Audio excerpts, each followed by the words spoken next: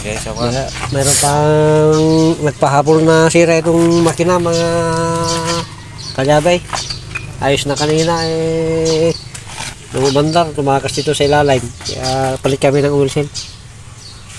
Dito linis na rin sa kon. Wala rin silbi yung bago yung piston kung cross sliding pala. I-slide yung clutch.